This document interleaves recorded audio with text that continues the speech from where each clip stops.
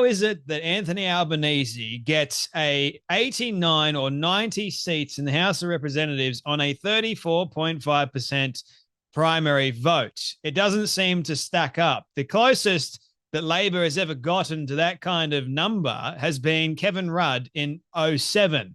Kevin Rudd got 43 points, I think, 3% of the primary vote, and he only got 83 seats in the House of Reps. Numbers don't seem to lie, do they? So why is it that Anthony Albanese and his new government got almost 90, I think they're at 90 90 seats at the moment in the House of Representatives, which is an insane number of seats. It's a actual whitewash in the mainstream media calling this a historic win. So understandably, you've got a lot of people that are questioning what the hell happened. Is this rigged? Did Anthony Albanese and his party rig this election based off of preference and preference only? That's the way it seems, doesn't it? But the mainstream media, as we know, leans heavily left. And Australians love, and they're glued to their TV screens, they love watching the mainstream media. So evidently, a vast majority of Australians watching the news every single night and seeing and listening to the likes of Peter Dutton flip-flop around and not be actually convicted in his stance on things, the Aussies watching the news and obviously the news twisting the story to suit Anthony Albanese a lot more made Peter Dutton out to be like the lower preference for a lot of Australians. So yes, in a way, it seems like Anthony Albanese did in fact rig the election to suit more in his favor than Peter Dutton. Now, obviously, Peter Dutton could have done a much, much better job than Anthony Albanese. In one particular point, Peter Dutton was leading for quite some time. And then, unfortunately, the mainstream media did what the mainstream media here in Australia does best. They went with their bias. And I know that this election on Saturday was a pretty big showing for the Liberal Party. They are currently licking their wounds. And honestly, they've got one particular candidate that they're wanting to push to the forefront. And if they do, that's the end of the Liberal Party. I thought it was done under Peter Dutton because, well, Peter Dutton is a very weak candidate. But if they pick this next candidate, the Liberals are not going to see leading the country of Australia for a very, very long time. If they want to pick Susan Ley, who I'll have you know is all for the e-safety commissioner. Effectively speaking, she's for censorship. She's not for freedom of speech. Now, in all honesty, she's no real difference to Anthony Albanese. She's just the female liberal equivalent of Anthony Albanese, if you ask me.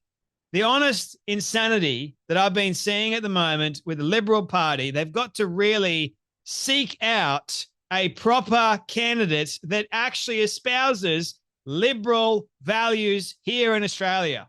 Not the liberal kind that you guys are thinking in America, but the liberal kind that we're thinking here in Australia. More conservative values like John Howard, for goodness sake, and John Anderson, like what we used to have back in the day. No, but the Liberal Party has changed so much. And is it any wonder, like the candidates they're putting forth to the forefront and voting on and saying, yes, you take us to the next election, guarantee this woman is going to be annihilated. The Australian public don't want someone like this because guaranteed they're going to do the exact same thing they did to Peter Dutton. Literally. They don't want people like Susan Ley, to be honest with you. They want someone with actual conviction, knows what they're talking about, and also can help people that are suffering. And like I've mentioned a number of times, the Australians voted, and not many Australians voted, I'll have you know. And honestly, what I saw, I think it was 20-something million Australians didn't really show up, which is nuts, right? You only had a few million Australians that showed up and voted. Now, yes, voting is compulsory. If you don't vote, you get a fine. And personally, I think a vast majority of Australians were just like, nah, forget this. I'm not even going to bother to vote. And as a result, yes, they would get a fine. But I think the ones that, it's my personal opinion, I don't actually know if this is real or not, but I think the ones that didn't vote, their fines would have probably funded Labor and Liberal the all the campaign funds and everything like that combined. That's in my personal opinion, because I think 77% of Australians, like that was the number of how many people voted, 77%, and the rest chose not to. So that to me signifies that Australians are less willing now because both candidates sucked. And like the ones that actually did bother to vote were going, you know what? We're just going to pick the devil that we do know rather than the devil we don't. And also, Albanese became more relatable than Peter Dutton. So, yes, in a way, Anthony Albanese rigged the election to sway in his own favor. Now, this is what Senator Babbitt says. I'll begin by stating the obvious. There is no meaningful difference between Labor and Liberal anymore. Absolutely none. With that said, yes, the election was rigged, but not in the way most assume. It was rigged by a legacy media class that overwhelmingly leans left. It was rigged by a public service that exists to grow itself and protect big government. It was rigged by educational institutions long infiltrated by radical Marxists. It was rigged by internal Liberal Party factions that deliberately sabotaged their own party. I'm not entirely certain about that, but Senator Babbitt is obviously in the mix of all this, and it looks quite like likely that a vast majority of the Liberal candidates just were like, nah, not even going to bother with this. So they're kind of like self-sabotaged in a way. And it was rigged by decades of mass migration from countries where dependence on government is the norm, importing a new voting base for the duopoly. So yes, it was rigged, just not with ballot stuffing. This is cultural capture. It's interesting when you point out that something has been rigged, right? Almost the ones that go, no, it wasn't rigged. How can you possibly rig an Australian election? That is actually nuts. We're not like America at all. No. There's other ways to rig an election, such as you have the preferences. You put the preferences first, and if you are a major media class, which is what Albanese's mainstream media are like, they swing heavily in his favor, you make the other candidate look horrible. Also, if you are the candidate that actually knows what he's talking about in certain regards, even though your policies suck and you've ruined the country, most people are more than likely going to choose you over someone that doesn't even know if he wants to do that thing. It's like, I'm confused.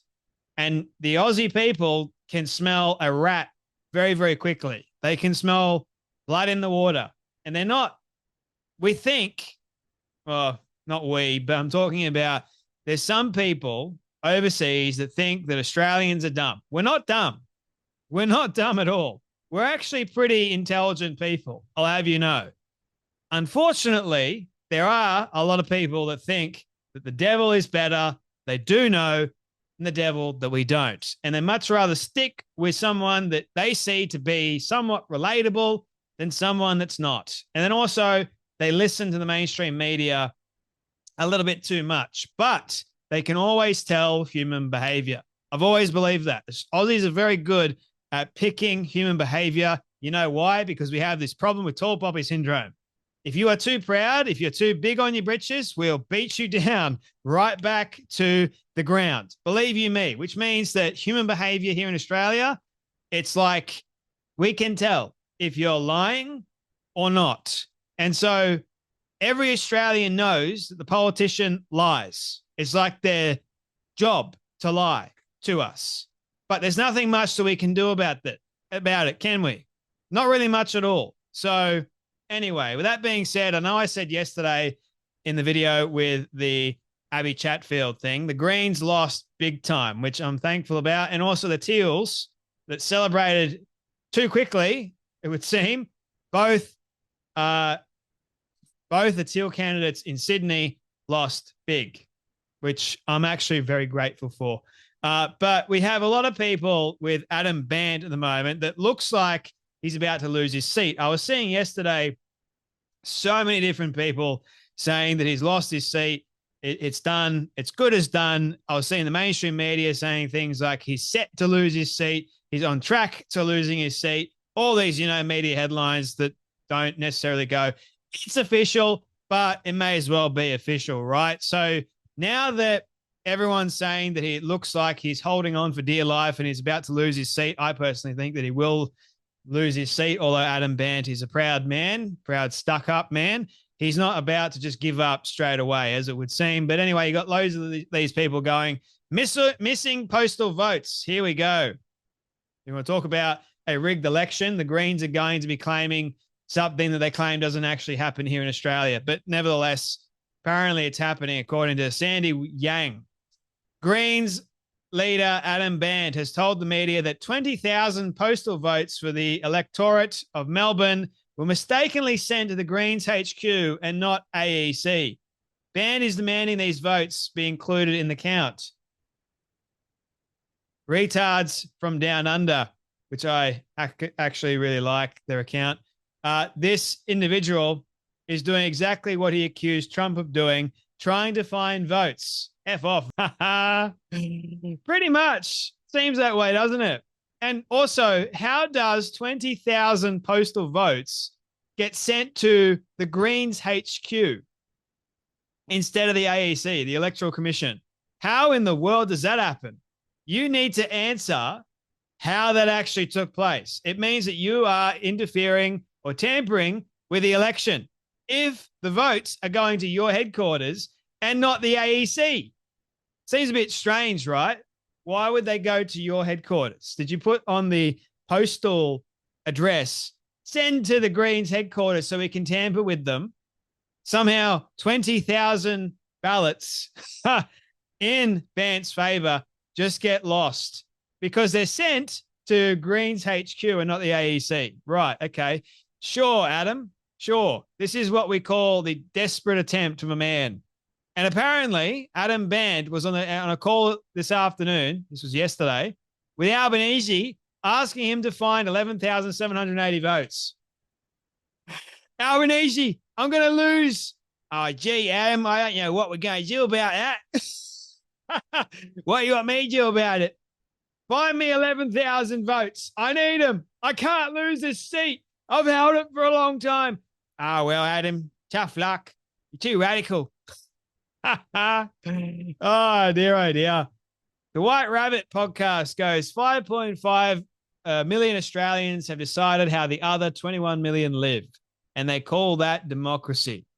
Very interesting, right? How quite a few amount of people seemingly vote for how the others live. But then again, you got to think that 21 million people, or the ones that didn't show up, it's your own damn fault for not showing up and casting your vote. So I am of the persuasion that you can make a difference by using your voice to vote rather than not.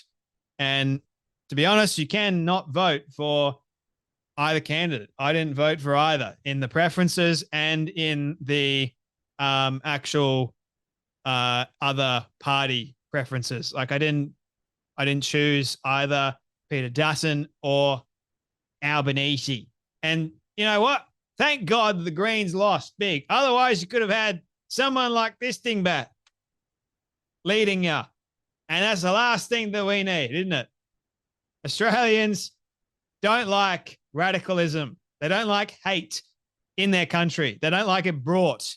So therefore, it was an actual rejection of hate. Even though the Greens were like, this is an election on freeing Palestine, freeing the hate of all the people that are not wanting to stop the G word from happening overseas. Free Palestine. There's a vote for Palestine. Like actual dingbats, you know? So anyway, I hope this clears up how Anthony Albanese rigged the election in such a way. I know the title is somewhat provocative, but you guys, if you watch the full video, you'll understand what I'm talking about. Anyway, that's enough from me. You guys take care. Be blessed, and I'll see you all in the next video.